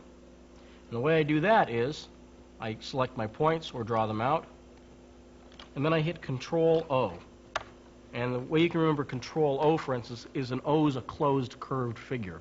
So this creates a closed curved figure, just like you're seeing here. Now, these are curves, which means if we select a point and then use, for instance, the move function, it moves it around, still drawing curves between these different points here. Now, a quicker way to do this is to use the drag function. What drag does, instead of selecting a point, then going to move, deselecting it, selecting another point, going to move. When you have drag selected, you just click and drag on a point, and it pulls it where you want to. And so we can create things, for instance, like, a guitar pick, which is what this looks like to me. Now, we've created this closed curve object. Let's save this, again, with a clever name like pick. Exit into Lightwave. I guess really this could be a more technically advanced nacho chip if you think about it, but I'll go with my first instinct and keep it pick. Let's take a look at this pick object. You notice it's 3 points, but no polygons. These curves are not polygons, they are curved surfaces. And this means something very important. We're not going to see this object. It loads up, and that's it. You won't see it at all. Take a look. We don't even see it to rotate it. We can see the bounding box, but the object itself doesn't show up at all. And of course, since it doesn't show up here, it's not going to be the most exciting render you've ever seen either. Nothing will show up. Now, that's because these curves are not visible polygons themselves. So, once again, what's the point of this, you might be asking? Well, the point is simple, and it's very, very important. Being able to draw curves like this simplifies object creation. It lets you draw curved shapes, as opposed to drawing point, point, point, point, point to draw a curve. So these tools for joining things, very, very handy, but since you can't see them here, they don't seem to be very useful. If you want to see a curved figure like this, particularly one of the closed ones, what you need to do is convert it into a bunch of polygons. And there's a quick way to do that within Modeler. What we're going to do is we go into Modeler here, and under the Tools menu, you see we have all these buttons that relate to curves. Now, by the way, Make and Make CL, or Make and Make Closed. Make, Control P, Make Closed, Control L. We saw those already. Now, the function I want you to notice, we'll skip a couple of these, but let's just go to Freeze. And you'll notice right now we have 3 points. That's because in order to create this shape with curves, that's all we need, is just 3 points. But when I hit Freeze, you'll notice we now have a bunch of points here. And that's because Freeze will turn this curved shape into a polygon. And to do that, it's got to make it a bunch of straight line segments. So it makes it a whole bunch of straight line segments. Now, once we have this frozen or turned into a polygon, we can save this. And again, I'll just save it as Pick 2. And when I load this up, this is something visible, because now it's actually a polygon here. So, there it is. Now again, to make sure we can see it from either side, I'll put on double-sided. But here's this shape. And again, this is just a super low-res rendering, which is why it looks pretty ratty around the edges. But you see the idea, it is a curved shape. So again, there's a number of ramifications because of these tools. We won't be able to get into all of them in this tape. Some of them have to do with things such as rail extrude and other features like that. But I wanted to show you that you can make points and connect them into polygons using P, open curves using Control P, or closed curves using Control O. Those are all handy features. Now let's start to talk about the primitives. What the primitives are is they're boxes, balls, disc, or cones. Primitive shapes that you can use to create simple objects or to modify and create other objects. And let's start with a box. Pretty simple one, but let's start with that. Let's go into Modeler. Let's go to a blank layer. And here's the way these work. Under Objects, you have box, ball, disc, cone. And you've also got a couple of other objects options that are here, such as sketch and text. We'll be talking about those later. Let's start with box, though, as I said. We drag it out. Now, we just drawn out the shape here, but it doesn't actually make the shape. This is really the equivalent of putting on the crosshairs in the points function. It doesn't actually make this shape until we hit the Make button or the Return key or the right mouse button, of course. So we've got this two-dimensional so far. Let's drag out a third dimension for it in some of these other views. And then when we hit Make, we end up with a box. Now, we still have the old remnants of the bounding box here. To get rid of that, again, just click in a blank area. And to make it a little more interesting, let's go to D and turn on the moving solid display option preview up here. And there's our box. Pretty exciting, eh? Now, we've made this box. It's a box. And you see we can make different dimensions of a box if we want to. We go to a different layer here. Hey, here's another box. Okay, now so far just boxes. But we can make objects. For instance, a real simple object we'll make here in a second by using these controls. So what I'm going to do is make a really simple and non-exciting object, a table, just using what we've seen so far, and show you how we can do these things. And this is, again, not exactly thrilling, but it does give you the basic paradigm of object creation in Lightwave Modeler. So let's go to a layer and make a tabletop. The tabletop. We drag out something in the top view. How big do I want the table to be? Well, probably a little bigger than 40 centimeters. So let's zoom back so our grid is larger. Now, each one of these squares is 1 meter. Let's zoom. Yeah, we'll keep it there, 1 meter. So let's make it so the table is, I don't know, 1 meter by 1 meter, so it's 3 feet by 3 feet. And we want it to be a lot thinner than it is here. So pretty thin. Okay, we hit the return key. So there's our tabletop. Let's go to another layer and make the legs. Go to another layer, and we'll make the tabletop visible in the background. And now we'll just use this to sort of drag down. We're using the other layer visible so we can see where the legs should go. But well, we want them, of course, this is a basic principle of table design. The legs should meet the bottom of the table there. But let's make it, I don't know, about that high. We'll move it over. And we've made now 1 table leg. Now, if we want to make more table legs, there's a few options that we have here, actually. I'll show you, there's a whole bunch of things we could do. I could actually go over and draw other table legs using the box. Now, that's work, though, so remember, we try to avoid work whenever possible here. The quicker way would be to use something from the multiply menu. And if we go to the multiply menu, what the multiply menu does is everything on it makes multiple copies of an object. In some cases, it will join those copies to make another object. But what we'll do here is just a real simple thing. And under multiply, we'll use mirror. What mirror would do is when we click mirror down, it creates this line. And anything that is on one side of the line will be mirrored on the other side. And you can see right now why I chose to use 2 different layers, one for the top and one for the legs.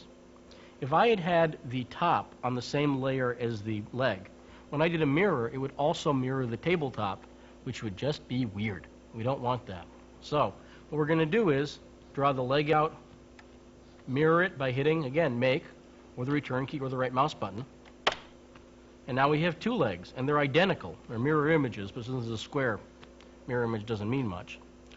And since we've got 2 legs on one side, there are certain, sort of physics problems with this table. So what we'll do is we'll do another mirror line just by dragging this around right here. And now it's going to mirror, again, with nothing selected, everything selected. So what's it going to mirror? Well, both legs. We hit make. There we go. 4 legs. Now, another reason that we've done these on 2 separate layers is so we can give different surface names to the legs and to the tabletop. And the way we give things different surface names is you pick the polygons that you want, you select them, and then you go through the surface creation process, which is very simple. But it's important to note you have to select things first. Except, remember, with nothing selected, everything's selected. So, if these were on the same layer, we'd have to pick the legs. But since we're on a different layer, it's only going to affect what we have here. Nothing's chosen, so it'll make all the legs one surface. Now, the way you make surface names, and remember, all we're doing here is making names, is to go to the polygon menu, then go to the surface button, right down here, transform surface. Or you use the keyboard equivalent, which is Q, unshifted Q. Remember, Shift Q quits the program, so don't do that. Now, we get Q here, change surface, we give it a name, again, such as table legs. Just type that in, and then we hit either apply or just hit the return key. And now the name table legs has been applied to these legs here. That's all there is to it. It's really pretty straightforward. Now let's give the tabletop its own surface name. Remember, the table legs are in the active layer, the top is on the inactive layer. And you might remember there's a quick way we can switch between those two. That's using the quote key. Laziness. So now we hit Q again, call this table legs. It's not a good name, so we'll call it tabletop. And hit apply. Now this is called tabletop. Now we want to save this, so we select both layers as active. Click on Save As, and call this Bad Table. But what you'll see is when we exit out and load this up, let's clear out all this other stuff we have.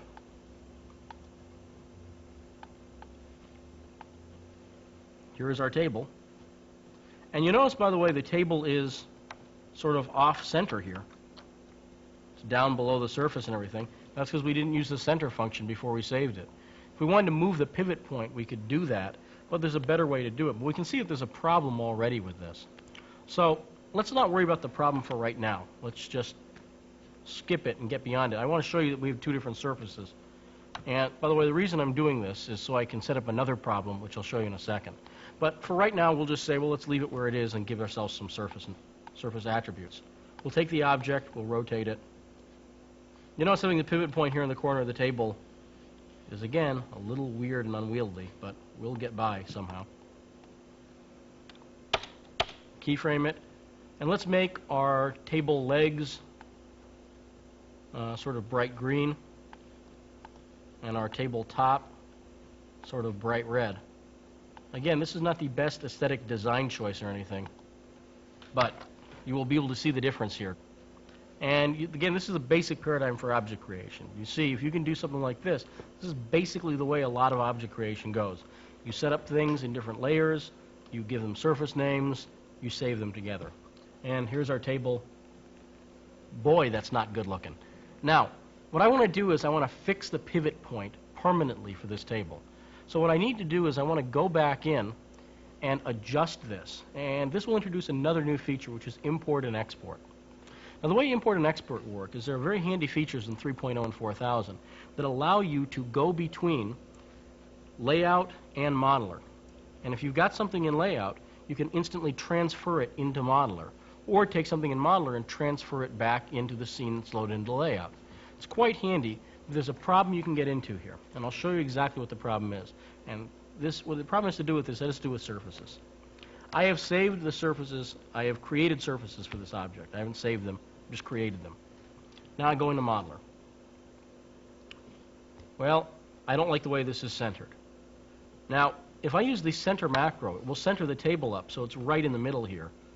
But when you're using something like a piece of furniture or something that you know is going to rest on another surface, but particularly furniture or houses, something that you want resting on the ground plane, generally I do not center it so that the center of the object, the pivot point, is in the center of the table.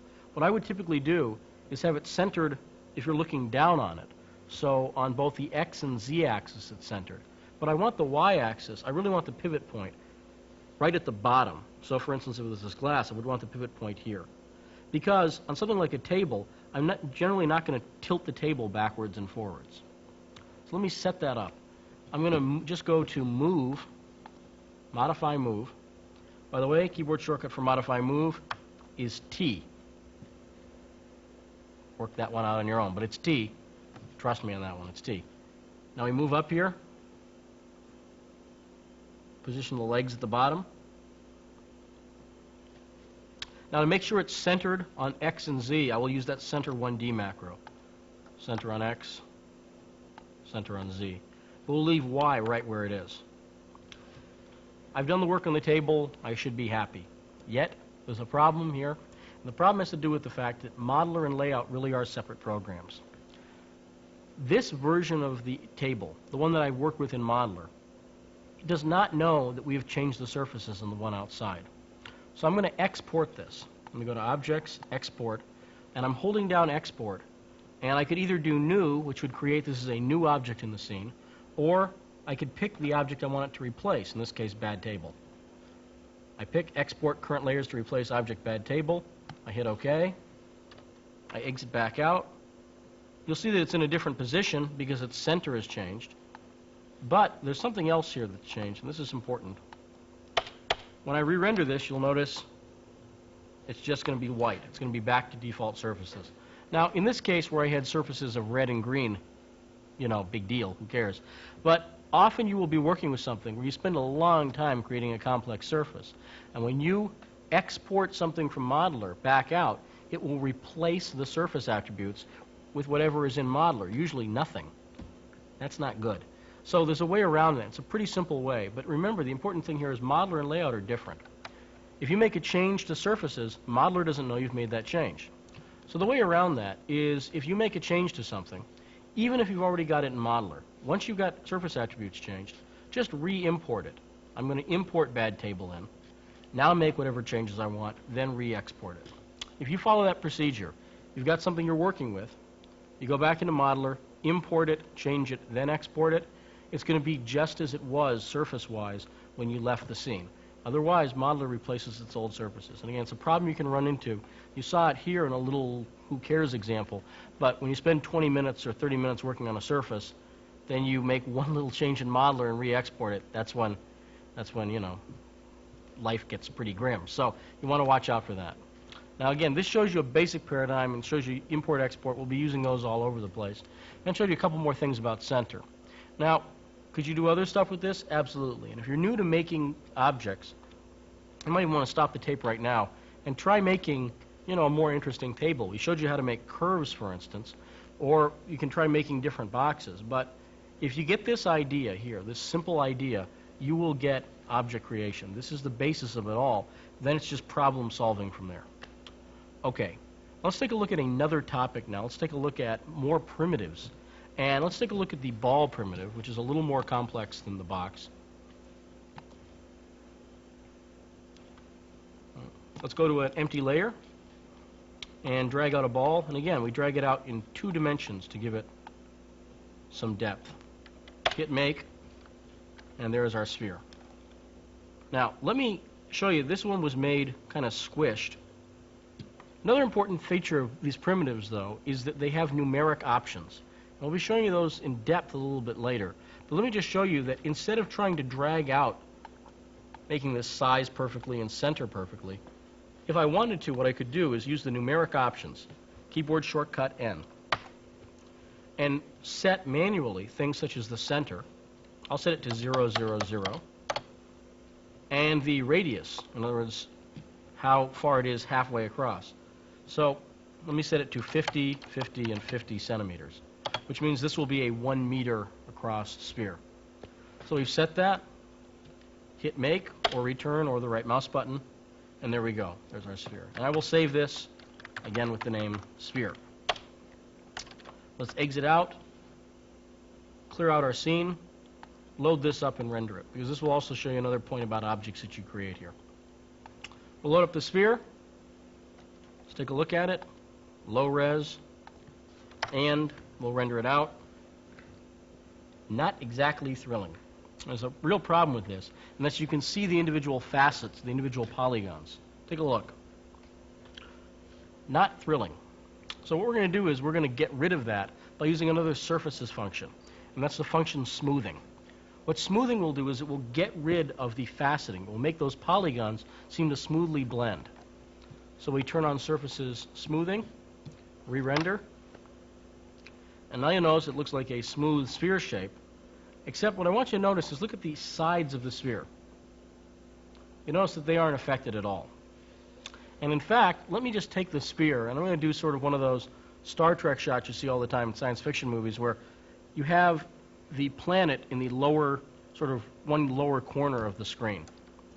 And I'm doing this for a reason. I want you to see there's a real problem here. And that's that if we have this as a planet, let's say, in the lower corner, for a sphere, it's not going to look especially round. What you're going to see is you're going to see the sphere goes like around the side there in what are pretty noticeably straight lines. Now, this is just a low-res render. By the way, a print-res render wouldn't really help here at all. It would still look very bad. And the reason for this is that every object you've ever seen in Lightwave, and we showed you this when we went and made the curves, is just a bunch of straight lines. If something looks curved, it's just because it's got more straight line segments. So there's nothing smoothing can do about this. The rule here is if you want something to look smooth, if you want something to look curved and rounded, it needs to have a lot of polygons. The more polygons, the more straight line segments make those polygons. The bigger an object is, the more memory it takes up, but the smoother it is. So let me just show you how we can make that happen. Let's go into Modeler. And you notice all 8 of our layers are filled. We have a couple of options at this point. We can start just deleting stuff, like we don't need this anymore. Delete it. Pick another layer. Goodbye. I can just go through and pick a bunch of these at once. Delete. They're all gone. Or you could just do a new. That would get rid of things too. But let me just go in and do a sphere here. And I'm not going to draw this out. If I go to numeric options, it remembers the last one that we set. And what I want you to see for options here are the ones up at the top of the menu, sides and segments. This controls how many polygons will make up the object. The default on the sphere is 16 sides and 8 segments, which, as you've seen, does not make a very round sphere. So let's reset that to something much bigger, like 64 sides and 32 segments. By the way, you don't always have to, you notice that segments is half of what sides is. You don't have to do that. It makes a nice even globe, though. It makes a nice even sphere. So I tend to follow that formula. We'll do 64 sides, 32 segments, hit OK, hit Make. A little bit rounder, a lot more polygons, but it's a lot smoother. And let's just export this to replace the old sphere. Now remember, since we're exporting this, I have to go back to surfaces and return on smoothing. That's a surface attribute. It was lost, but no big thing there. What you'll see is the entire sphere looks a lot better here. Let's take a look at this as it renders down.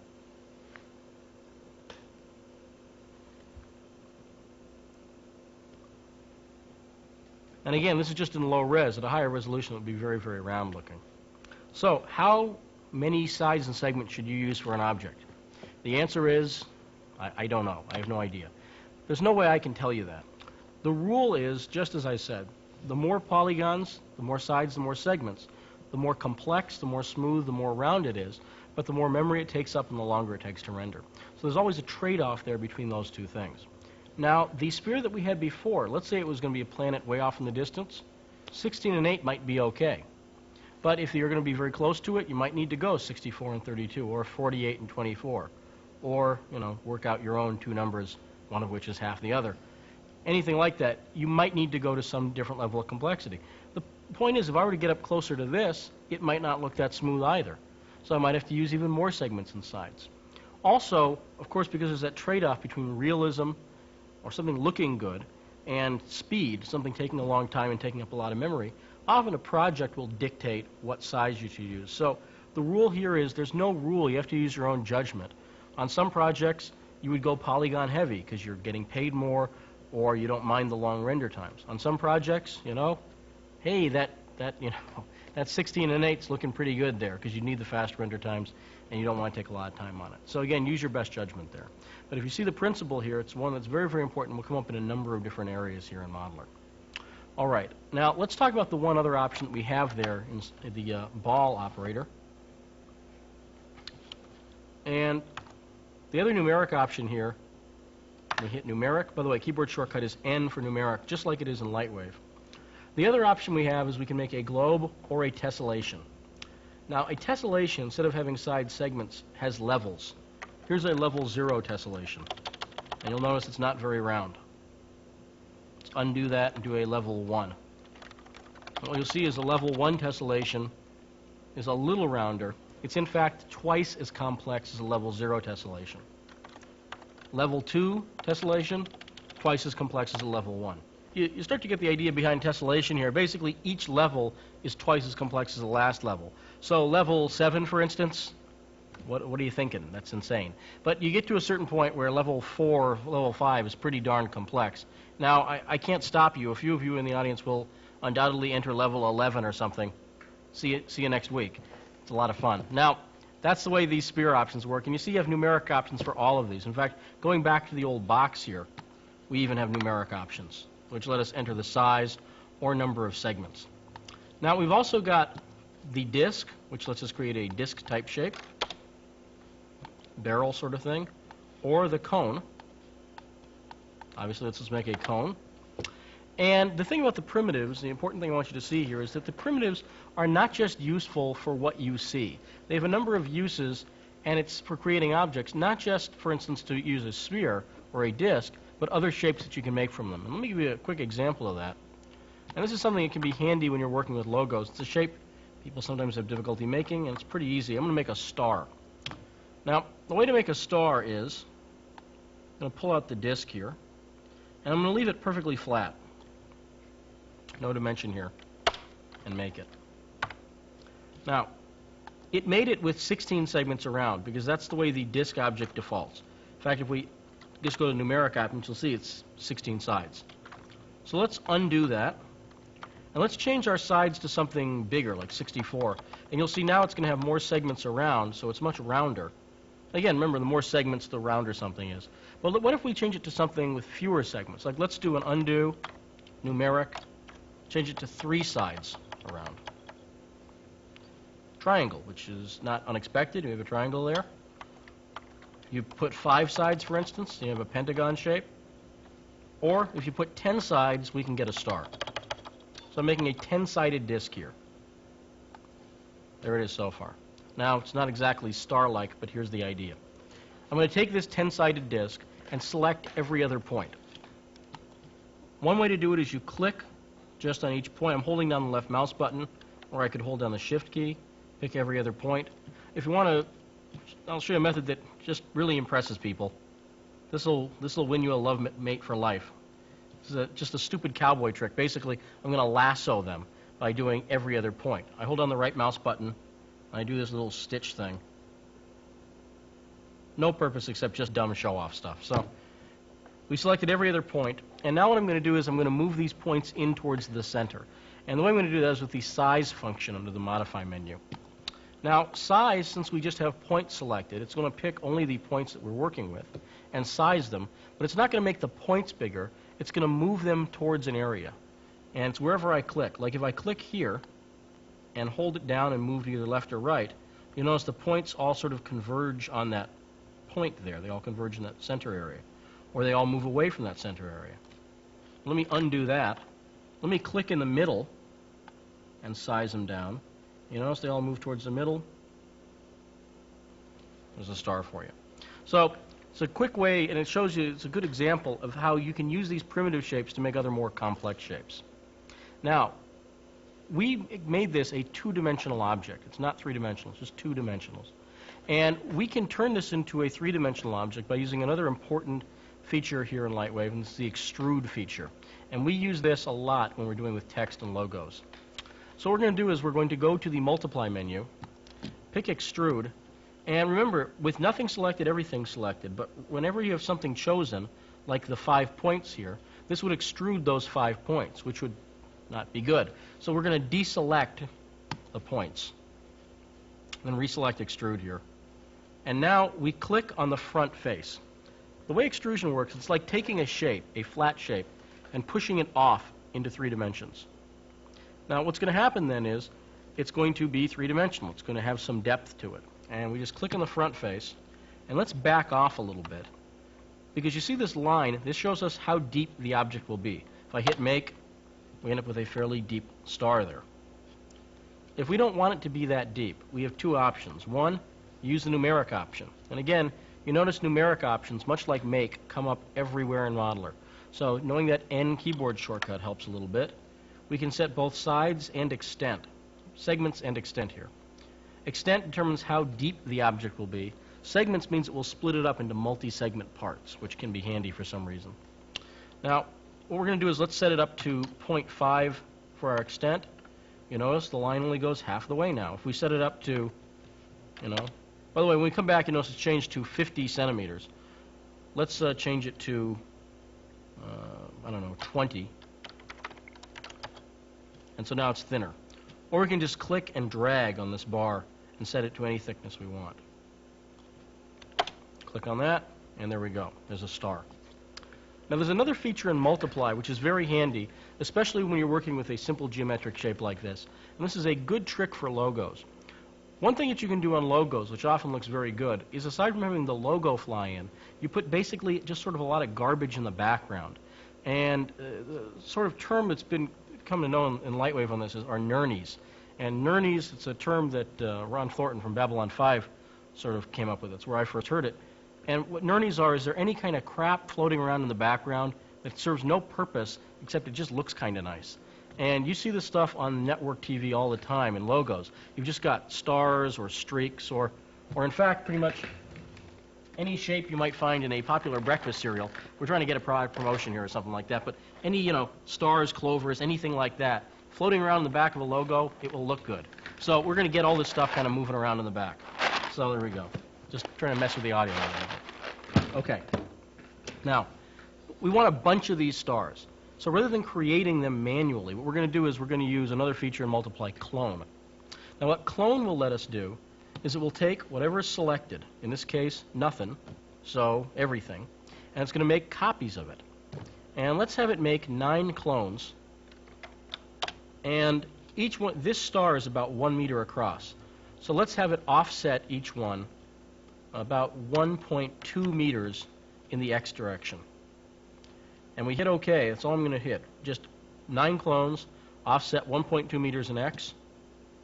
And what we end up here with, let me hit A to fit it in, is a whole bunch of stars in a row here. Now, if we want to, we can actually build this up so we have a wall of stars by doing another clone, 9 clones, and instead of doing it in the x, we'll do it in the y direction, and that will give us this whole wall of stars. So you see the idea there behind using clone to make them off in one direction, then off up to the top. However, there's another way to do this, and that's with the array function. And so let me just get rid of a lot of these stars here. Pick them all, and I'm just going to delete them. And just delete those. So we're back to 1 star. The way the array function works is it's sort of a multiple clone. It will do it in x, y, and z dimensions if you want. And all you do is you pick whatever you want to affect, hit array, and I'll have it do a 10 by 10 array just using x and y. If we did it in z, it would of course push it back. We don't want that. And we can either do offset automatic or manual. And if we did automatic, each star would be touching the other ones, which we may or may not want. But in this case, I want to do it myself, so I'll set a manual offset of 1.2. And we'll end up with, again, this kind of giant wall of stars here. Again, this is a nice thing to have moving around, rotating in the background or something like that. And you can do this with any simple geometric shape you set up. Now, let's talk about the text function real quickly here, because we've seen a lot of things that you can do with these simple shapes. Let's show you some stuff to do with text now. And again, it uses some of the basic functions here. So we'll just go to an empty layer, go to text, type in, our logo, company name, whatever. Now we pick a font from any of the PostScript fonts, and that is pretty much all of the fonts except for the ones in the AGFA drawer or the color fonts drawer. Most of the other fonts are PostScript Type 1 fonts. This is any IBM style PostScript Type 1 font. And I'm going to use the Harvest Italic font just because it's one I like. We pick the font we want, have the text, hit OK, and there's your text right there. Now, it's completely flat, so we give it some depth. Multiply, extrude. That'll do. I don't like the pivot point. The pivot point is down at one corner. By the way, there are times you might want the pivot point at the edge of a logo. One move you see actually quite frequently is the logo kind of flinging in from the side, sort of behind the camera. And at that point, the side of the logo, the pivot point, should be at really the edge of the logo. So there are times when you might want to do that. But let me just hit the F1 key to center it up in this case. And now let's talk about another new feature in Lightwave 3.0 and 4000, the bevel feature. The way bevel works is you pick the faces you want.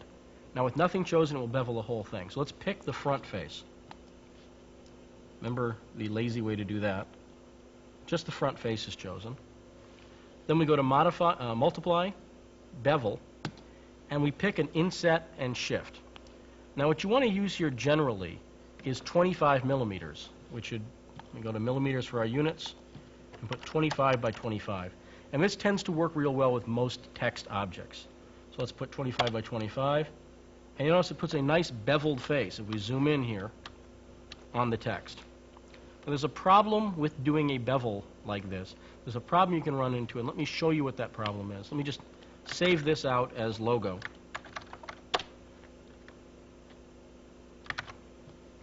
And to see this problem, we have to actually go out into layout. And I'm just going to load the logo object up quickly here. And let's go to surfaces. By the way, you notice its surface name is tabletop. That's because whenever you give an object a surface name, like we did with the table before, any new polygons created are given that same surface name. So it's got the name tabletop. Normally we'd go in and give it a different surface name, but I just want you to see that whenever you give something a name, any new polygons you create have that name here. So let's rename it, in this case, logo. And let's load up a surface. I'm going to use a shortcut here, which is there's a number of surfaces such as gold, silver, and copper. And these surfaces come with the toaster, and they're very handy for making logos, except there's a problem. And let me just go to a view where we can see the logo fairly well. And we have nice beveled text. We've loaded the gold surface. And let me just do a low-res render here. And to cut time, we're just going to show you the final version of this. But what you'll see is, take a look at the screen now, you're going to see that this looks like death. It looks like someone melted chocolate or something like that. The surface does not look good, and the bevel is not distinct at all. And this has to do with the way the smoothing function works in the toaster. You notice we have smoothing on in the surface attribute. And the way smoothing works is it's got three things here. It's got the side of the logo, the front face of the logo, and then the bevel between the two. And what it's doing is it's taking that bevel and it's going, okay, well, let me round off, let me smooth off the bevel face. And whenever you have smoothing on, it tries to smooth things that are less than 90-degree angles if you leave the smoothing to its default setting here. Now, if we turn smoothing off, in a sense, we can get rid of this problem. But we create a whole new one. And you'll see that here, where now the surfaces look better. They don't have that swirly melted chocolate look anymore. But if you look at these sides, we now have the faceting that goes with not having smoothing on.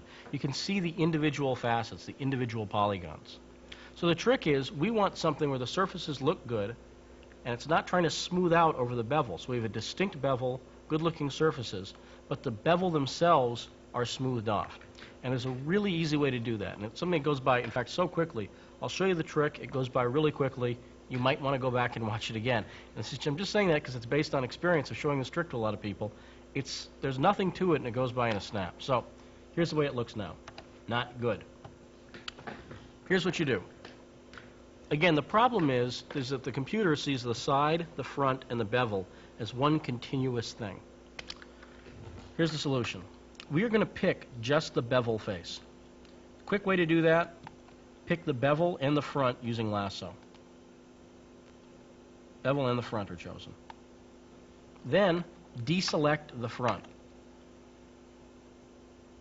Click above, release below.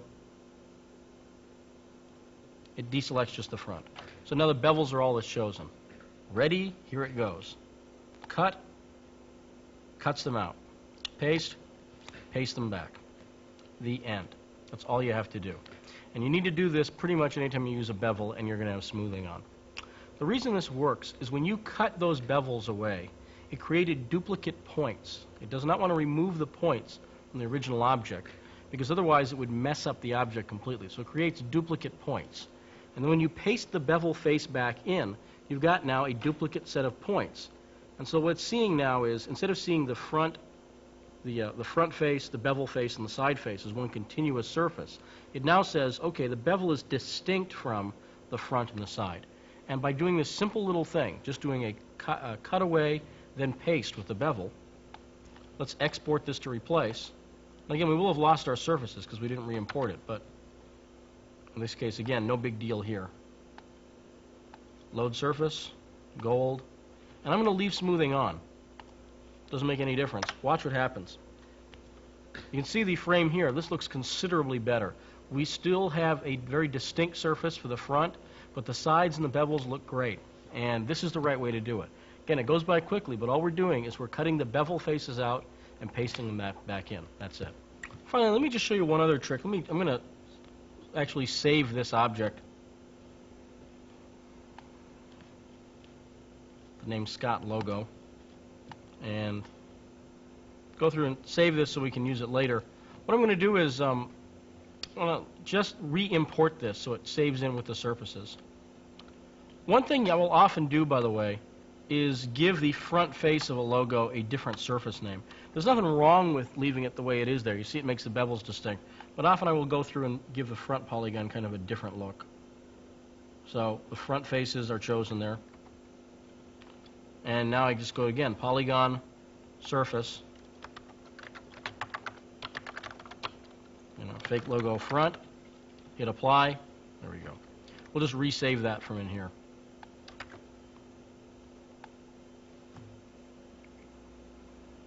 Okay, now I'm going to show you one other little quick trick that involves beveling, and it's a handy object to make for logos and stuff like that, and it's just this sort of neat metal honeycomb wall kind of thing, and it's an absolute no-brainer object. Here's the way, but it looks pretty neat. Here's the way it works. We'll just go to an empty layer, and I'm going to make a box. I'm going to make it big, like 40 meters by 40 meters, and I'm going to make it one-dimensional, perfectly flat. Now, I'm not going to make it with just one polygon. I'm going to go into the numeric options and give it, let's say, I don't know, 25 segments by 25 segments. And the reason I'm doing this is because of the way beveling works. You need to see this to see how beveling works. I make this 25 by 25. So here's the old gigantic box thing. Now, the way beveling works is beveling affects every single individual polygon here. So if I do a bevel on this now, and let me go to multiply, bevel, and I will use a bigger number here. I will use 0.1 meter.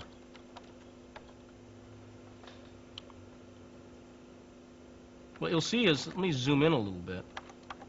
What we end up with here is sort of like this almost tiled floor thing, where each one of these is sort of now, each square tile has been kind of raised and given a beveled edge. Now, this is handy. Let me call this, just save it with the name metal wall. And now let's exit modeler. And let's just clear this as a scene and load up the old metal wall there. And what I'm going to do is I'm going to load up the metal wall and apply the silver surface to it. And I'm going to do two things to it. First, I'm going to turn off smoothing because we don't want any smoothing on this. It's all flat faces. And second, I'm going to give it sort of a blue, more bluish color here, heavier blue. And what you'll see, especially when you sort of fly up close to this at all, let me tilt it back at a bit of an angle, is you get this, like I say, sort of neat rippling metal effect. So let me show you just a render we did here in medium res, and we just tilted it to the sides so it looks sort of more like diamonds than straight on squares. But this, again, this is a pretty nice looking object. All right, that's about all the time we have for this tape. Now, we've given you the basics of using the program, a lot of stuff that we take for granted when you start working with the program, and a lot of little tricks on speeding up your work. In addition to that, we covered some important things in dealing with text and logos. Particularly, the rule about bevels there can make your logos look tremendously better right on the face of it. Now, in the second tape in the series, we'll start to actually put together objects, but make sure you're fairly comfortable with this stuff, and even if you go through the second tape on this, come back to this tape and rewatch it again, because you'll see there's a lot of stuff here that sort of went by you the first time. Now, if you have any questions or comments on this tape, please don't hesitate to write to us at the address you see on your screen right now. Until next time, I'm Lee Stranahan, and we will see you later. Thanks a lot.